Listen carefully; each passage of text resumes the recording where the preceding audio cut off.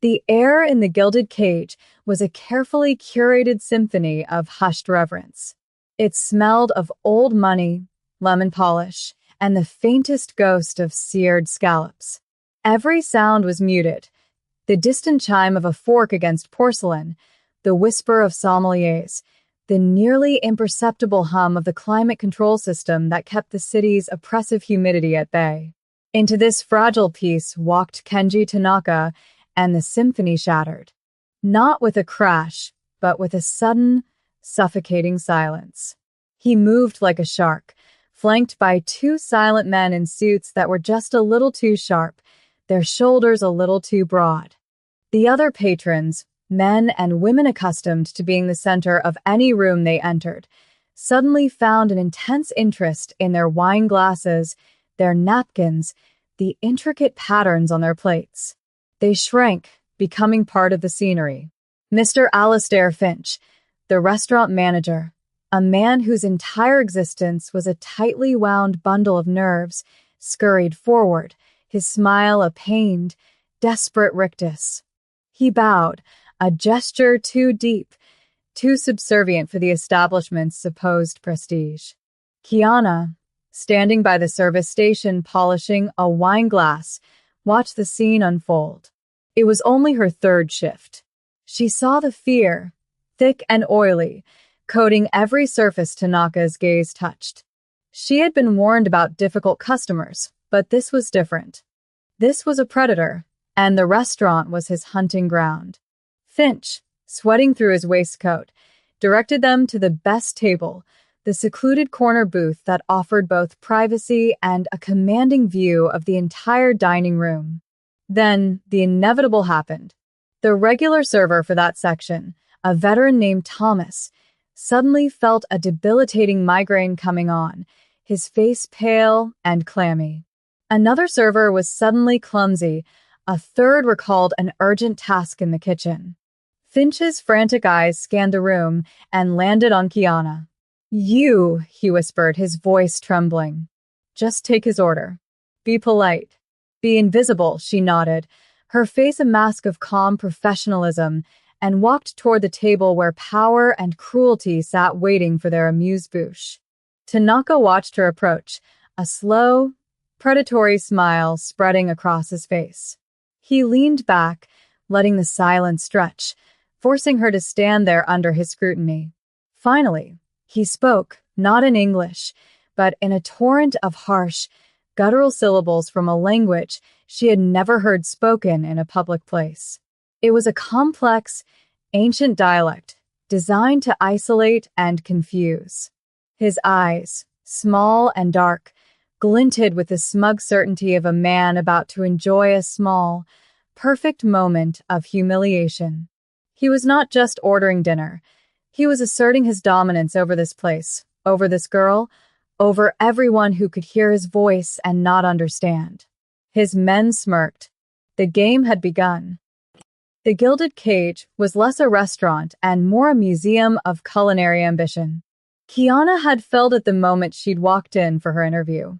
The walls were paneled in a dark, lustrous mahogany that seemed to drink the light, accented by fixtures of brushed brass that glowed with a soft, warm luminescence. Each table was an island, draped in starched white linen so crisp it could have been folded from paper. The silverware was heavy, the crystals so fine it seemed to hum when touched.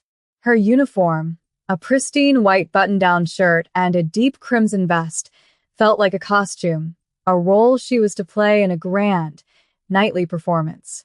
Mr. Finch had hired her with a palpable sense of reluctance, his eyes darting over her resume as if searching for a hidden flaw he could use as an excuse. "Our clientele expects a certain standard," he had said, his voice trailing off, leaving the unspoken words hanging in the air between them. The standard was clear: unobtrusive, deferential, and preferably someone who didn't stand out. Kiana, with her quiet confidence and observant eyes, both fit the bill and defied it. She learned quickly. She learned the subtle language of the staff, the slight nod that meant a table needed water, the flicker of an eyelid that signaled a difficult patron. She learned the geography of the dining room, the currents of power that flowed between tables. She saw how the staff orbited the wealthy and the influential, their smiles brighter, their attentiveness sharper. She also learned about Kenji Tanaka. His name was spoken in whispers, a ghost story to frighten new employees. They said he owned half the city's shipping ports, that he had a taste for cruelty, and that his visits were rare but always catastrophic for someone. He was a man who enjoyed testing the limits of civility, finding the cracks in people's composure and prying them open with a casual, brutal efficiency. On her first 2 shifts, the restaurant had been a placid sea of quiet conversations and polite requests. She had excelled, her movements fluid and efficient, her memory for orders flawless. She was good at her job because she understood it was about more than carrying plates. It was about managing expectations, anticipating needs, and most importantly, becoming invisible. Tonight, however, invisibility was not an option. As she walked toward Tanaka's table, the crimson of her vest felt like a target painted on her chest. The weight of the room pressed in on her, the collective anxiety of every patron and staff member focused on this single, precarious interaction. She was the buffer, the offering, sent to appease the beast. The silence at Tanaka's table was a physical presence, a heavy blanket that smothered all other sound. His 2 guards sat ramrod straight, their hands resting on their laps, their gazes fixed on some distant point over Kiana's shoulder. They were carved from stone, their stillness more menacing than any overt threat. Tanaka, however, was all fluid motion and languid arrogance. He gestured to the water glass with a flick of his wrist, and Kiana filled it without a word, her movements economical and precise. He watched her every move, his eyes dissecting her composure, searching for the first tremor of fear. The other diners were a gallery of averted glances, a study in feigned indifference. A woman in pearls suddenly found the ceiling architecture fascinating. A man in a tailored suit examined his cuticles with the focus of a surgeon. Yet, Kiana could feel their attention, a prickling sensation on the back of her neck. They were all holding their breath, waiting for the performance to reach its climax. Tanaka finished his unintelligible monologue and leaned back, a thin, cruel smile playing on his lips. The dialect he'd used was obscure, a relic from a remote, mountainous region, known for its labyrinthine grammar and its tonal subtleties that could change the meaning of a sentence entirely. It was a language of insiders, a code for the initiated, and he had used it as a weapon to paint her as an outsider, an ignorant foreigner in a world she could never comprehend. He savored her silence, mistaking her thoughtful pause for panicked confusion. To twist the knife, he repeated a single phrase from his order, enunciating each syllable with exaggerated, mocking slowness, his head tilted as if coaxing a particularly dim-witted pet. "Did you get that?" he asked in perfect, unaccented English, his voice smooth as silk but laced with venom. "Or was it too complicated for you?" Mr. Finch, still hovering near the service station, looked as if he might actually collapse. His hand was pressed to his chest, his face the color of spoiled milk. He was calculating the cost of this disaster, the loss of a powerful patron, the damage to the restaurant's reputation, the brutal, public dressing down he would have to give this new girl to appease the monster in his dining room. He had thrown her to the wolves, and now he could only watch the slaughter. He prayed she would just apologize, stammer something about getting a translator, and flee. But Kiana didn't flee. She simply stood there, her notepad held loosely in her hand, her gaze locked with Tanaka's. Inside Kiana's mind, there was no panic. There was only a calm, quiet echo from the past. The harsh, guttural sounds coming from Tanaka's mouth were not alien to her. They were the sounds of her childhood, the cadence of her grandfather's voice as he sat in his study, surrounded by dusty books and maps of places that no longer existed. Her grandfather, a celebrated professor of sociolinguistics and a former diplomat, had believed that language was not merely a tool for communication, but the very architecture of a culture, a repository of its history, its fears, and its soul. He had raised her after her parents' passing, and his home had been a library of the world. Instead of fairy tales, he had read her ancient poems in their original tongues. He taught her that to truly understand a people, you had to understand the nuances of how they spoke, the words they chose for love and for war, for honor and for shame. The dialect Tanaka was using was one of his specialties. He had called it the language of mountain fortresses, a tongue forged in isolation and suspicion, where politeness was a mask for strategy, and every phrase held a dozen potential meanings. He had made her practice its intricate phonetics, its shifting tones, its deliberately ambiguous honorifics. "This is a language of power, little bird," he used to say, his voice a low rumble. "People who speak it do not ask for things. They position themselves to receive them. They do not threaten. They create the conditions for your failure. To answer them in English is to surrender. To answer them in their own tongue is to meet them on the battlefield of their choosing." She could see him now, a faint, comforting image in her mind's eye, his kind, wrinkled face, the scent of old paper and pipe tobacco. He had prepared her for this moment without ever knowing it. As Tanaka's condescending English question echoed in the silent room, Kiana felt not fear, but a profound, grounding clarity. This was not a customer ordering food. This was a warlord testing the defenses of a village. He wasn't asking for a meal.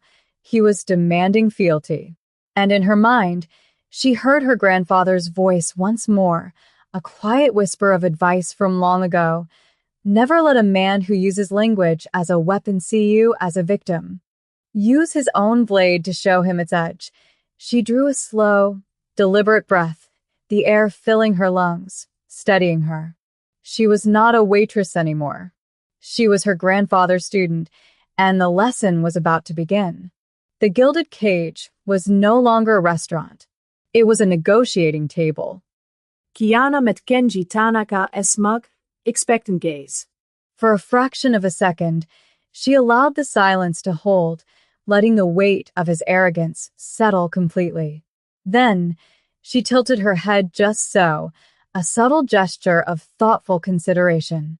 Her lips parted, and what emerged was not an apology, not a stammered excuse, but the same ancient, complex dialect he had used, flowing from her with the unhurried grace of a native speaker.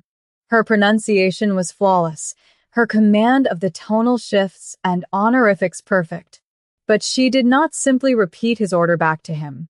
She elevated the exchange.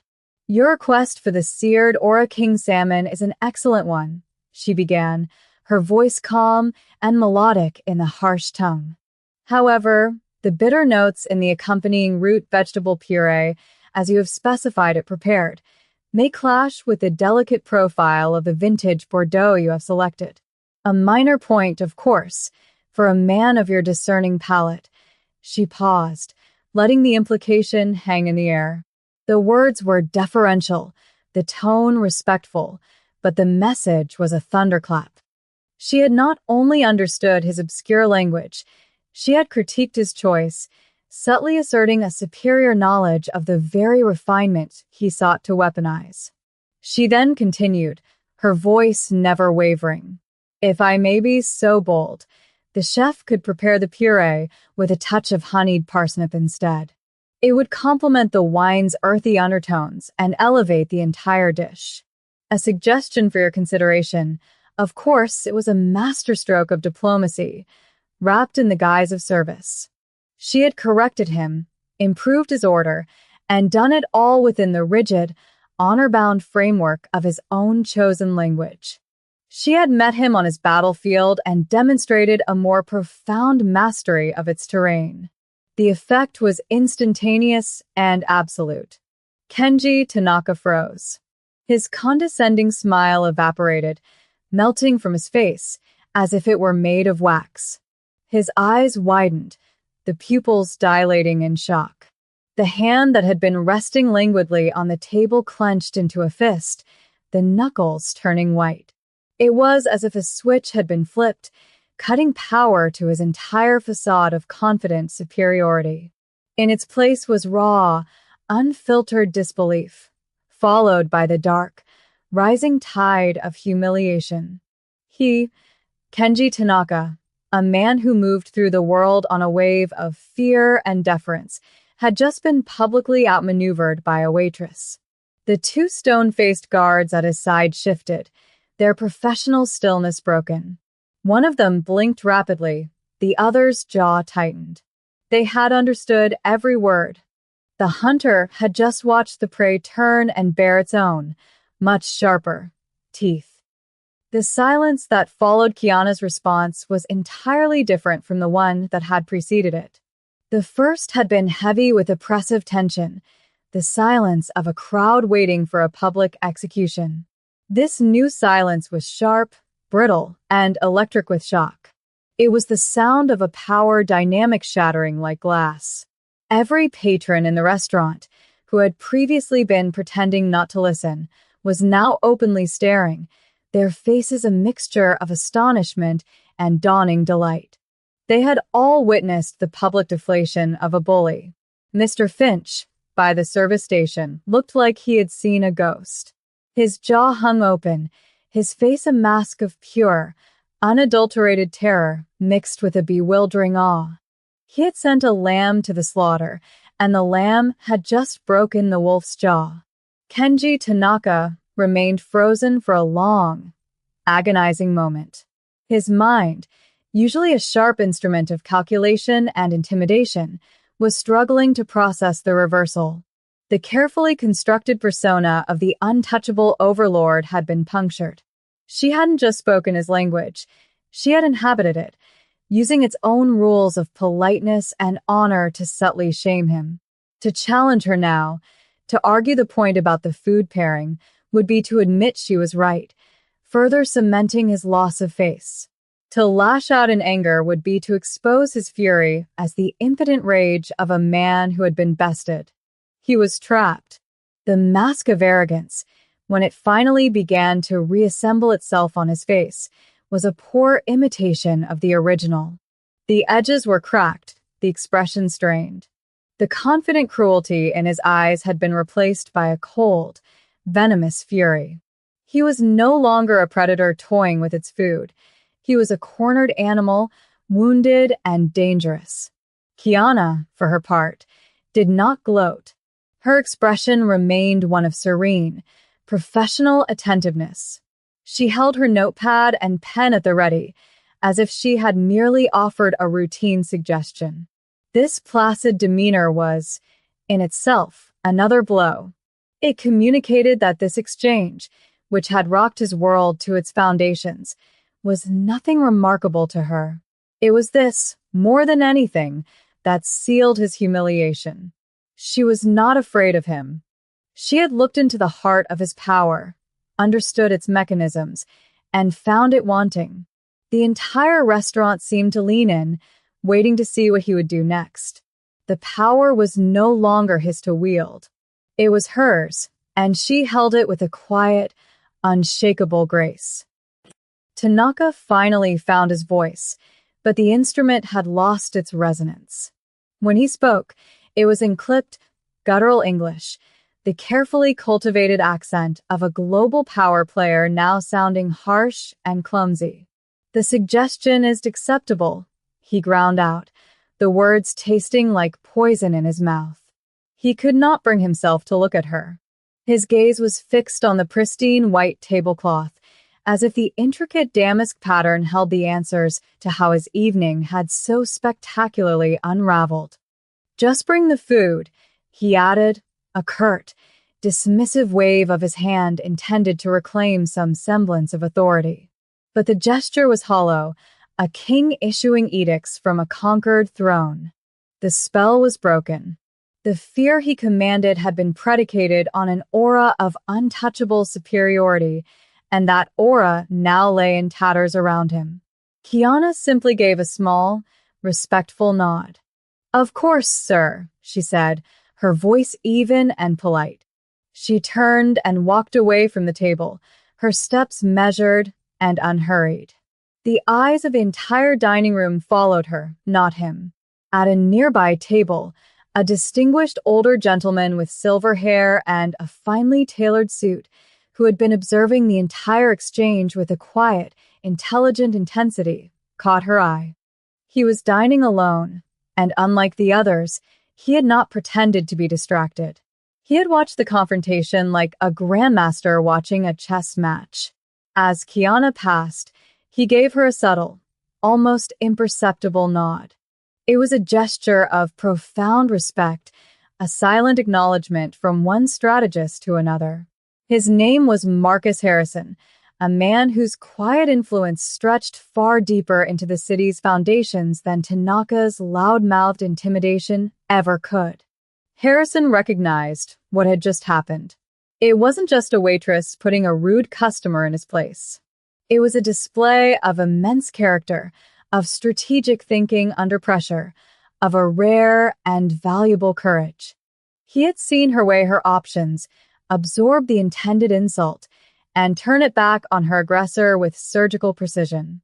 It was the kind of poise he looked for not in service staff, but in the executives who ran his multinational corporation. He took a slow sip of his wine, his gaze thoughtful. The most interesting event of his evening had just occurred, and it had nothing to do with the Michelin-starred food on his plate. He made a mental note. He needed to know the name of that young woman. The rest of the meal at Kenji Tanaka's table was a silent, agonizing affair. Kiana served each course with an impeccable, almost clinical, professionalism. She moved with a silent grace, placing plates, refilling glasses, and clearing dishes without a single wasted motion. Her presence was a constant, quiet reminder of his defeat. She never spoke unless spoken to, which he ensured she was not. He and his men ate in a thick, uncomfortable silence. The exquisite food, which on any other night would have been a symbol of his status and power, now felt like a prop in a play about his own downfall. Each bite was flavorless, each sip of the expensive Bordeaux a bitter reminder of the culinary correction he had been forced to accept. The dynamic in the room had fundamentally and permanently shifted. The other patrons were no longer afraid. The hushed conversation started up again, but now they were laced with a new energy, a current of shared satisfaction. Glances were exchanged over the rims of wine glasses, small, secret smiles shared. They had all been held hostage by Tanaka's reputation, and they had just witnessed his liberation at the hands of the most unlikely of saviors. Tanaka could feel their eyes on him. He, who thrived on being watched with fear and awe, was now the object of pity and quiet mockery. He could feel their whispers, their amusement. His power had always been a performance, and his audience had just walked out on him. When the check came, Kiana placed it discreetly on the table. Tanaka threw a black credit card down without looking at it. He signed the slip with a vicious, angry slash of the pen, his movements jerky and aggressive. He left no tip. It was a final, petty gesture of disrespect, a last attempt to assert his superiority by devaluing her labor. But it had no effect. It was the impotent act of a defeated man. As he and his men rose to leave, he made a point of striding past Kiana without a single glance in her direction. It was meant to be the ultimate insult, to render her invisible once more. But everyone in the room knew the truth. He wasn't ignoring her because she was beneath him. He was ignoring her because he could not bear to look at the person who had so effortlessly dismantled him. The moment the heavy doors of the gilded cage swung shut behind him, a collective sigh of relief swept through the dining room, followed by a spontaneous, quiet ripple of applause. It was for her. Mr. Finch approached Kiana's station like a man walking on a tightrope over a canyon. His face was a chaotic jumble of emotions, the residual terror from Tanaka's presence, sheer disbelief at what he had witnessed, and a dawning, horrified realization of how badly he had misjudged her. He opened his mouth, then closed it, unsure of what to even say. Should he scold her for provoking a dangerous man? Or thank her for what exactly? For saving the restaurant's honor in a way he never could? His managerial rulebook had no chapter for this. Before he could formulate a single coherent sentence, a calm, authoritative voice cut through his confusion. "Young lady, might I have a word?" It was Marcus Harrison, the silver-haired gentleman. He had risen from his table and was standing a few feet away, his expression warm and intrigued. Finch immediately shrank back, his own authority dissolving in the presence of a man he recognized as a platinum-level patron, the owner of the very hotel in which they stood. "Mr. Harrison, sir. Is everything all right?" Finch stammered, rushing forward. Harrison waved a dismissive hand, his eyes still fixed on Kiana. "Everything is more than all right, Alistair. I was just enjoying the floor show." He turned his full attention to Kiana, who stood her ground, her posture poised. "That was one of the most remarkable displays of grace under pressure I have ever seen," Harrison said, his voice resonating with genuine admiration. "My name is Marcus Harrison." He extended a hand. Kiana took it. Her handshake was firm, confident. "Kiana," she replied simply. "Mr. Finch mentioned you were new," Harrison continued, "but he failed to mention you were a multilingual diplomatic strategist moonlighting as a waitress. Where did you study that particular dialect?" Kiana hesitated for a moment. "My grandfather," she said. "He was a linguist," Harrison nodded, a knowing smile on his face. "Of course. Genius is often inherited. Kiana, I've been searching for months for a new lead for my corporation's East Asia acquisitions team. It's a position that requires not just fluency in languages, but a deep understanding of cultural nuance, an iron will, and the ability to negotiate with difficult personalities. It requires someone who doesn't just speak the language of business, but the language of power." He paused, letting his words sink in. "The salary would be considerably more than you are making here, and you would never have to worry about the size of a customer's tip again. My office will call you tomorrow to arrange an interview. Consider it a formality." He handed her his personal business card. "I believe your talents are being wasted here." 6 months later, the view from Kiana's office was a sprawling panorama of the city skyline. The Gilded Cage, a tiny, glittering speck below, was a world away. She wore a tailored charcoal suit, the fabric a stark contrast to the crimson vest she had once worn like a uniform of servitude. She was no longer serving tables, she was chairing them. Across the polished mahogany boardroom table, a team of negotiators from a rival conglomerate shifted uncomfortably in their seats. They had come in expecting a routine, aggressive negotiation, but had instead found themselves in a subtle, intricate dance of strategy they were ill-equipped for. Kiana was leading the conversation, her voice calm and measured, her arguments precise and unassailable. She wielded information like a scalpel, dismantling their positions with a quiet, relentless logic. She had her grandfather's intellect and Marcus Harrison's mentorship, a combination that had made her a formidable presence in the corporate world. Harrison had been right. Her skills were perfectly suited to this new battlefield. She understood that every negotiation was a conversation about power, and she knew how to listen to the words that weren't being said. She had become a master at turning her opponent's arrogance and assumptions into weapons she could use against them. In a quiet moment during a break in the negotiations, she glanced at a news feed on her tablet. A small headline caught her eye. Tanaka Enterprises faces full-scale federal audit amidst allegations of racketeering. The article detailed the sudden, aggressive and multi-pronged investigation into Kenji Tanaka's vast and shadowy empire. His shipping ports were frozen, his assets seized, his carefully constructed world of fear and intimidation crumbling under the weight of institutional power. There was no direct link, no smoking gun, but Kiana knew. It was the quiet, invisible influence of Marcus Harrison at work, a man who did not tolerate bullies in his city, whether they were in his restaurants or in his boardrooms. Justice had not been loud or violent. It had been a quiet, systematic dismantling, as elegant and precise as her takedown of Tanaka in the restaurant that night. She closed the tablet, a small, satisfied smile touching her lips. She hadn't just won an argument that evening. She had reclaimed her own narrative. She had refused to be the victim in someone else's story of power. And in doing so, she had written the first chapter of her own. The city stretched out before her, a landscape of infinite possibility, waiting for her next move. The game was still being played, but now, she was one of the players who set the board.